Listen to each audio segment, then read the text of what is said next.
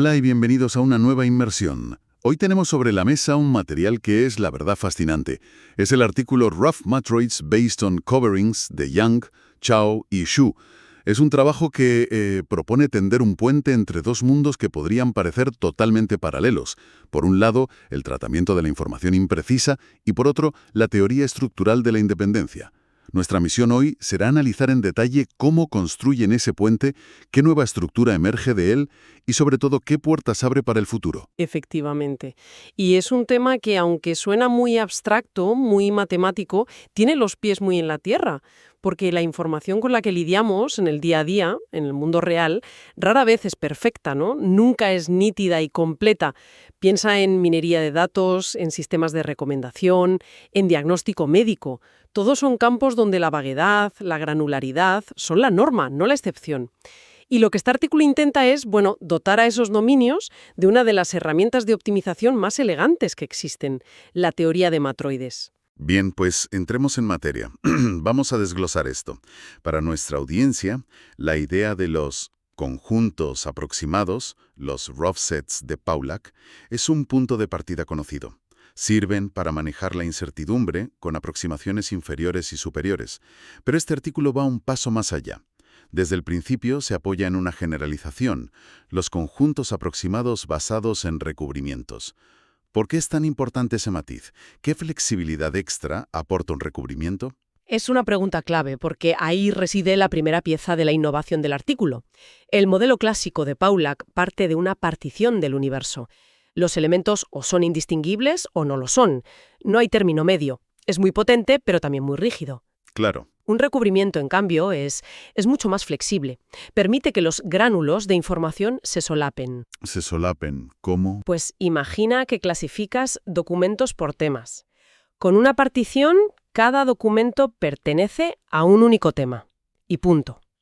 Con un recubrimiento, un documento puede pertenecer simultáneamente a inteligencia artificial, a ética y a legislación. Modela una realidad mucho más compleja, más entrelazada. Y es ahí, precisamente, donde surgen los problemas de incertidumbre más interesantes. Entiendo. No estamos obligados a poner cada cosa en una única caja, y esa flexibilidad supongo va a ser fundamental más adelante. Hablemos ahora del otro pilar, los matroides. De nuevo, la noción de un matroide como una estructura que abstrae la independencia es familiar, ya sea la independencia lineal en álgebra o la aciclicidad en un grafo. Recuerdo que los dos primeros axiomas son bastante directos, ¿no? Sí, el conjunto vacío es independiente y cualquier subconjunto de un conjunto independiente también lo es. Exacto. Pero el tercer axioma, la propiedad de aumento, siempre me ha parecido que es el que de verdad le da toda su potencia a la estructura. Totalmente de acuerdo. Es el motor de la teoría. La propiedad de aumento es la que garantiza ese comportamiento tan predecible, tan bien estructurado. Básicamente dice que si tienes dos conjuntos independientes, I1 e I2, y el segundo tiene más elementos que el primero, siempre puedes coger un elemento del grande y añadirlo al pequeño sin que deje de ser independiente. Parece muy técnico, pero es crucial. Lo es.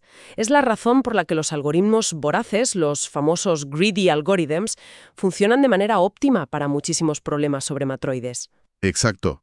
Es la garantía de que siempre puedes crecer de forma segura. No te quedas atascado en un óptimo local. Y es esa potencia algorítmica la que, supongo, los autores quieren llevar al terreno de la incertidumbre. Esa maquinaria de optimización garantizada por la propiedad de aumento en problemas donde los objetos no son nítidos y bien definidos, sino esos gránulos de información solapados que nos da el recubrimiento. Vale. Entonces tenemos estas dos herramientas. Por un lado, los conjuntos aproximados basados en recubrimientos, para modelar la imprecisión. Una imprecisión compleja y realista. Y por otro, los matroides, para capturar una noción de independencia que es robusta y eficiente. A primera vista, parecen mundos totalmente aparte, y supongo que la genialidad de este artículo es encontrar el puente que los une, ¿no es así? Ahí está la clave. ¿Y cuál es la primera pieza que ponen para construir esa conexión? La primera pieza es un concepto muy local, muy de abajo hacia arriba. Es la noción de vecindad, que el artículo denota como NC de X. Para cualquier elemento X, su vecindad es simplemente la intersección de todos los conjuntos del recubrimiento que lo contienen. La intersección. Sí, es una forma de destilar la información más específica posible sobre ese elemento. Si volvemos al ejemplo de los documentos, la vecindad de un artículo concreto sería el conjunto de documentos etiquetados con exactamente los mismos temas que él. Es su núcleo de identidad. Es como su huella digital informativa definida por el propio sistema. Y a partir de estas huellas, de estas vecindades, construyen el concepto que parece ser la piedra angular de todo, el conjunto definible. Exacto. Un conjunto es definible si es, literalmente, la unión de las vecindades de sus elementos, ni más ni menos. Y esto tiene una implicación muy profunda. ¿Cuál? Significa que el conjunto no tiene bordes difusos o elementos ambiguos, pero con respecto a la granularidad del recubrimiento. Es un conjunto limpio. Sus fronteras coinciden perfectamente con las fronteras que dibuja la propia estructura de la información. Ah, o sea que la clave no es solo si un conjunto es difuso en abstracto, sino si su forma encaja con la estructura de la información que ya tienes. Justo. Es como si el recubrimiento creara una especie de rejilla invisible sobre los datos. Y solo los conjuntos que se alinean perfectamente con esa rejilla son válidos, o en este caso, definibles. Es una analogía perfecta. Un conjunto no definible sería uno que corta los azulejos de esa rejilla por la mitad. Al reconstruirlo a partir de las vecindades de sus elementos, es decir, de los azulejos enteros, obtienes un conjunto ligeramente diferente, más grande. El ejemplo 3 del artículo lo ilustra muy bien con números. Sí, muestran un conjunto que, al aplicar este proceso, arrastra consigo a otro elemento que no estaba originalmente. Demuestra que no era definible, no respetaba la rejilla. Y aquí viene algo que me parece crucial. El artículo no solo define estos conjuntos, sino que demuestra que la colección de todos los conjuntos definibles no es un simple saco de elementos. Tiene una estructura interna muy potente. La proposición 2 afirma que forman un retículo, o lattice. Sí, y esto es clave. Que formen un retículo significa que no estamos ante un caos. Significa que tienen una estructura interna, predecible, robusta. Es como pasar de tener un montón de ladrillos sueltos a tener un muro perfectamente encajado. Entiendo. Un retículo te garantiza que si tomas dos conjuntos definibles, su unión y su intersección también serán definibles. Hay cierre algebraico. Y solo sobre una estructura así de sólida se puede construir algo tan exigente como un nuevo tipo de matroide. Claro, sin esa garantía, cualquier intento de definir axiomas se vendría abajo. Las figuras 2 y 3 del artículo, los diagramas de Hasse, visualizan precisamente eso, un orden, una jerarquía, no una anarquía. Muy bien, ya tenemos el puente. Los conjuntos definibles nacen de la granularidad y forman una estructura algebraica sólida. Ahora, la pregunta del millón. ¿Cómo modifican los axiomas clásicos de los matroides para forzarlos a vivir dentro de este nuevo universo? La definición 15 es donde todo cristaliza. La modificación es, en realidad, de una simplicidad engañosa pero muy potente. Toman la definición estándar de matroide y le imponen dos condiciones explícitas. La primera, la familia de conjuntos que pueden ser independientes, la familia IC, ya no puede ser cualquier familia. Ahora, por obligación, todos sus miembros deben ser conjuntos definibles. De acuerdo, ese es el primer filtro. Solo se juega con las piezas que respetan la rejilla. ¿Y la segunda condición? La segunda ataca al corazón de la herencia de la independencia, al segundo axioma. El axioma clásico dice que si un conjunto I es independiente, cualquier subconjunto I' de I también lo es. Sí. La nueva versión añade un matiz. Esto solo es cierto si ese subconjunto I' es, además, un conjunto definible. Si I' es un subconjunto que rompe la rejilla, simplemente no entra en el juego. No se considera ni independiente ni dependiente. O sea que la independencia ahora no es solo una propiedad abstracta, está intrínsecamente condicionada por la estructura de la información. Un conjunto ni siquiera puede ser candidato a ser independiente si no está bien definido según la granularidad de los datos. Esto es un cambio de paradigma. Es exactamente eso. Incrusta la rugosidad de los datos en el esqueleto mismo de la combinatoria. La noción de independencia deja de ser ciega al contexto. Y esto nos lleva a la pregunta final. ¿Para qué toda esta molestia? ¿Qué ganamos con esta nueva criatura, el matroide aproximado basado en un recubrimiento? Bueno, si conectamos los puntos, la respuesta debería ser que ahora podemos aplicar esos algoritmos voraces tan eficientes a problemas donde el espacio de búsqueda no es nítido. Pensemos en una aplicación como la reducción de atributos en minería de datos, un problema clásico. Exacto. En un escenario clásico tienes una tabla con, no sé, 200 características sobre tus clientes y quieres encontrar el subconjunto mínimo que aún te permita predecir su comportamiento.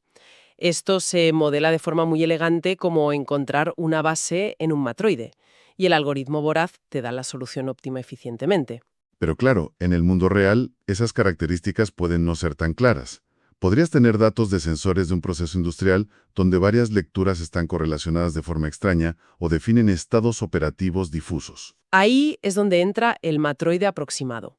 El recubrimiento podría ser definido por esos estados operativos difusos. Los conjuntos definibles serían combinaciones de características que tienen sentido dentro de esos estados. Y el matroide aproximado te permitiría buscar el conjunto independiente más pequeño que preserve la información, pero respetando siempre esa estructura granular y difusa. Te da un marco formal para optimizar sobre una realidad que es, por naturaleza, borrosa. Lo cual es un avance tremendo. Ahora bien, una buena generalización matemática a menudo contiene el caso original como un caso particular. Supongo que este modelo tiene una especie de botón de apagado para la rugosidad, ¿no? Sí, y es una prueba de consistencia fundamental. La proposición 5 del artículo lo aborda.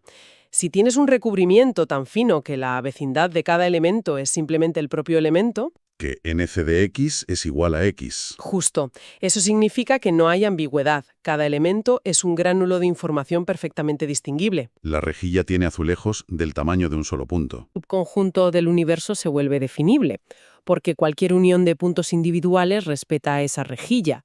Y si todos los conjuntos son definibles, las dos condiciones que añadimos a la definición se vuelven triviales, y el matroide aproximado colapsa y se convierte en un matroide estándar.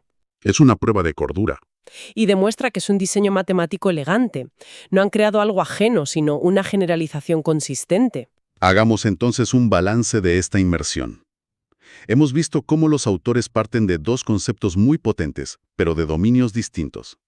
Por un lado, los conjuntos aproximados basados en recubrimientos, una herramienta flexible para modelar la granularidad. Y por otro, la teoría de matroides, el estándar de oro para abstraer la independencia y para la optimización combinatoria. El elemento unificador, el gran hallazgo, es el concepto de conjunto definible. Esos subconjuntos que se alinean con la estructura granular de los datos. Que respetan la rejilla, como decíamos. Y lo crucial es que no son una colección anárquica, sino que forman una estructura ordenada y predecible. Un retículo. Y sobre esa base tan sólida, construyen el matroide aproximado, modificando los axiomas para que la independencia esté siempre supeditada a la definibilidad. El resultado es una nueva herramienta teórica que promete llevar la potencia de la optimización a dominios donde reina la incertidumbre. Lo cual nos deja en un punto muy interesante. El artículo establece un marco teórico impecable, pero esto parece más un punto de partida que un destino final. Sin duda. Y esto plantea una pregunta importante, creo. Con este andamiaje matemático ya construido, ¿a dónde nos puede llevar esto en la práctica? La teoría ya está aquí, robusta y elegante. Ahora está esperando ser aplicada a problemas del mundo real. Podríamos pensar, por ejemplo, en inteligencia artificial. ¿Podrían estos matroides aproximados ayudar a diseñar algoritmos, no sé, de aprendizaje por refuerzo que sean más robustos, que puedan tomar decisiones óptimas razonando con datos de sensores que son ambiguos o contradictorios? Es una vía fascinante. O pensemos en la biología de sistemas. Las interacciones entre genes y proteínas no son un simple grafo de on-off, son una red compleja, con influencias graduales, solapadas. Claro. Quizás un matroide aproximado podría ayudar a identificar los módulos de control funcionales más pequeños dentro de esa red difusa, o incluso en el diseño de redes de comunicación, donde la conectividad no es un sí o no, sino algo gradual que depende de la carga, la interferencia. La cuestión ya no es si se puede hacer, sino dónde empezaremos a aplicarlo. El marco ya está aquí. El campo de juego práctico está completamente abierto. Una fusión de la incertidumbre y la estructura, con un horizonte de aplicaciones que apenas empezamos a vislumbrar. Gracias por habernos acompañado en este análisis.